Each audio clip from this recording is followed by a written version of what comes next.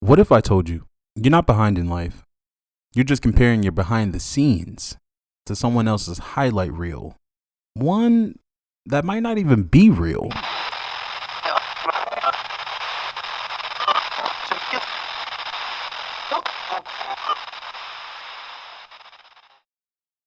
Hashtag TCOT podcast. It's the place where we slow down long enough to actually think about the things everybody else is scrolling past. Today's episode might make a little piece of y'all uncomfortable. Just a little piece. Maybe some of y'all, if not all of y'all. But it's gonna make some of y'all uncomfortable. Because today we're actually talking about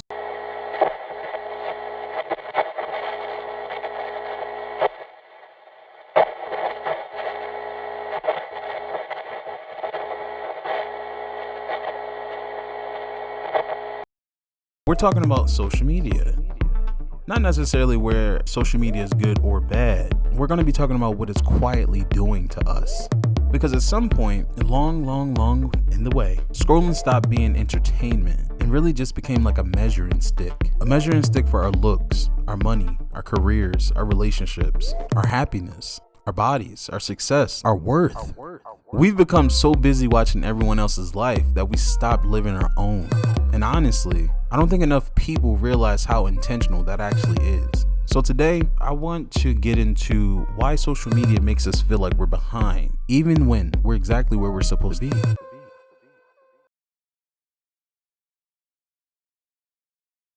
Y'all remember when social media was just pictures of food, vacation photos, your cousin posting dumbass selfies, and the behind the scenes action of what happened at that lit ass party that night?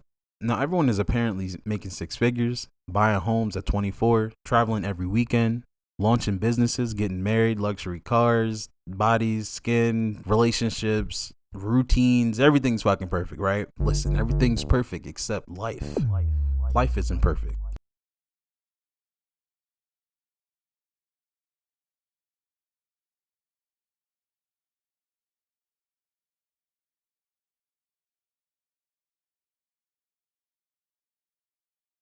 Imagine walking into a movie, but only seeing everybody's best scene.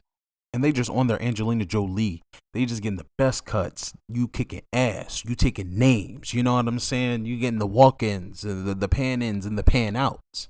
And you getting all the beauty shots. You know what I'm saying? But there's no struggles. There's no mistakes. There's no deleted scenes. Just highlights. That's Instagram.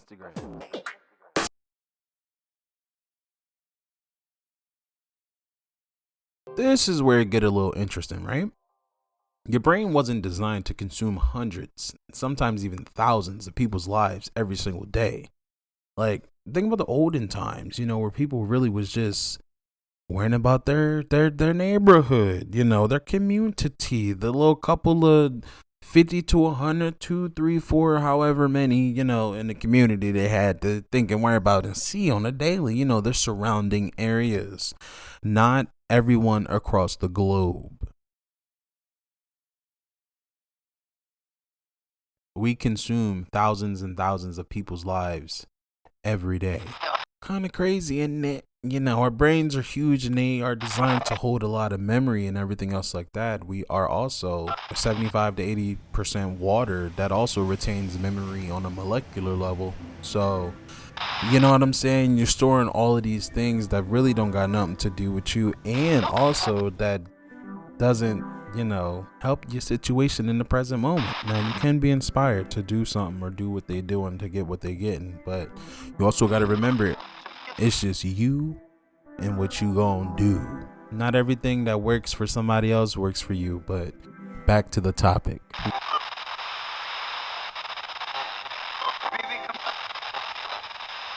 Research has found frequent social media use is associated with higher rates of anxiety, depression, lower self-esteem, loneliness, and body dysfunction. Shit, some would even say body dissociation and dysmorphia, especially among teens and young adults. Multiple studies have also found that heavy social media use can disrupt sleep and increase stress. Every notification, every like, every comment triggers a tiny burst of dopamine in your brain. Dopamine is the brain chemical involved in your motivation and reward receptors. It's why checking your phone can become almost automatic, systematic, a little bionic, supersonic, tonic. My toxic, I'm tapping on time. But listen, the problem. America. Your brain starts chasing the next hit, like a little bump or a little line that they did at the club in the 80s. Shit that they do at the club. Shit in the 2026. Depending on what club you go to. But your brain starts to chase that little hit, that refresh, that scroll, refresh, scroll, refresh, scroll, refresh. You know what I'm saying? New line. New supply. A new plug. America has a problem. The app isn't just competing for your attention. It's competing for your nervous system. It's competing for your soul. Nah, but you get that dopamine hit, that reward, things that really, give you a little something new. It's like going to the store and buying shit that you don't need or you're not really gonna use, and you just buying it anyway. And it's like, I got that little zing. If I just got a shiny new pot,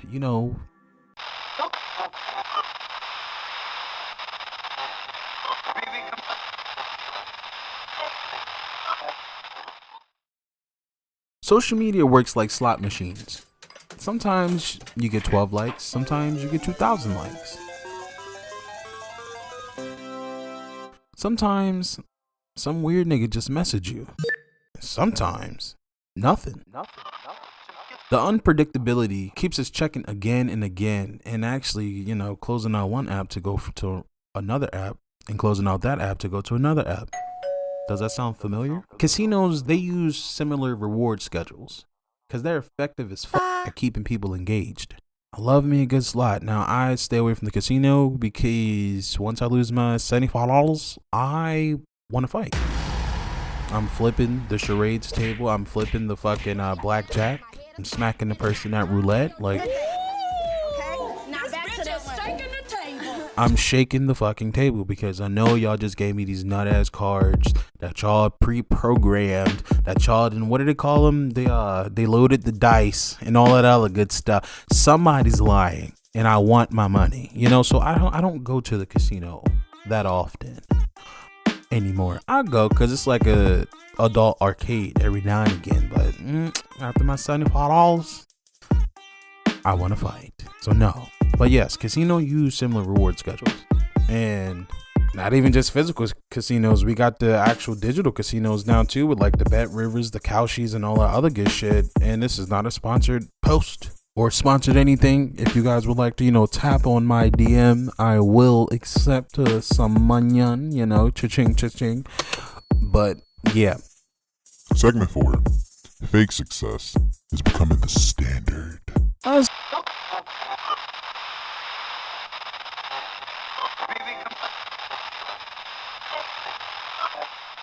OPM, right? OPM. As long as you're using OPM, other people's money, chilling. Some would say that's the name of the game. Somebody's game, you know what I'm saying?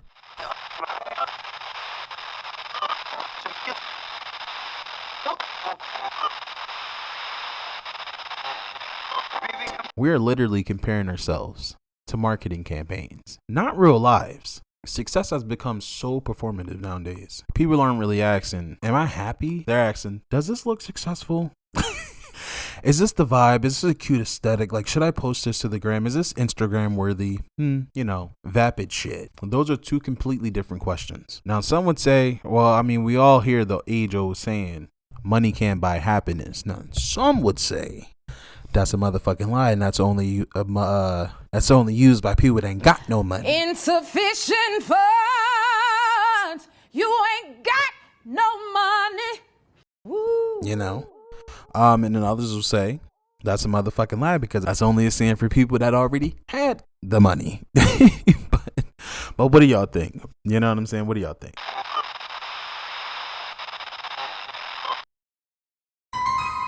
Content creation has become another form of hustle culture. Everything is content, every meal, every trip, every relationship, every breakdown, every healing, every friendly spat, like everything is content. Shit, washing the dishes and sweeping your floor is content. Get your money on. No.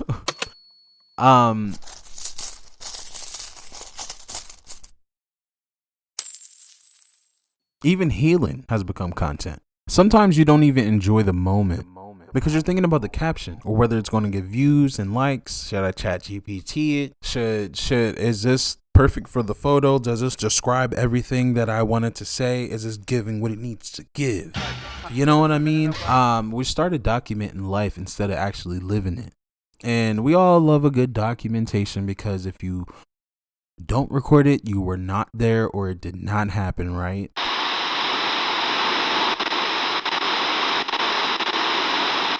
Sometimes you need to create, but also sometimes you need to just experience things. And those aren't the same thing. I mean, I understand we are creators, creation, and parts of the created, or should I say parts of creation, but also too, sometimes you just gotta live and let it be. You know, they say live like Larry, living like Larry. Shouts out to SpongeBob. Sometimes we gotta live like Larry, like Larry, like Larry. Kids compare themselves before they even figured out who they are. And I mean, that's on the small scale of things. They're already doing that in school with their friends and outside the home with their cousins and everything else like that. But then, you know, you metastasize that and you actually put it or incorporate social media into that. And now they're comparing themselves to millions and millions of people that they don't even know, probably will never meet or actually see in real life. Teenagers compare themselves to filters. Adults compare themselves to millionaires. Parents compare themselves to other parents. Business owners compare themselves to entrepreneurs. Might I add, who've been building for a decade. Everybody is comparing. Nobody's actually feeling enough. But that's just my perspective. I'm not in everybody's shoes and feet and in life to know what the fuck they're doing. Not gonna lie, and I kind of don't care enough because you know that's not affecting my life. But you know, this is for the greater good of the conversation. We're just talking, right? We're just talking.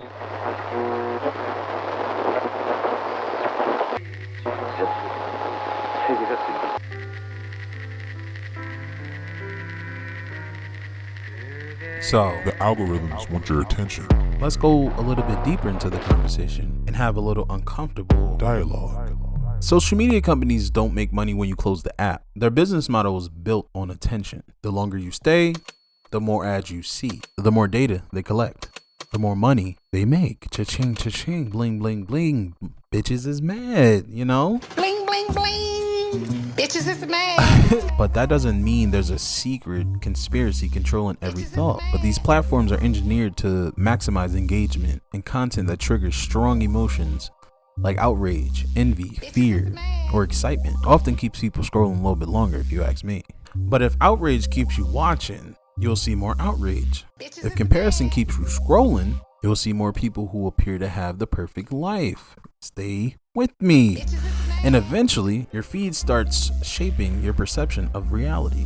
Not because it's the whole world, but because it's the world the algorithm has learned you'll keep watching. Sign social media is affecting you.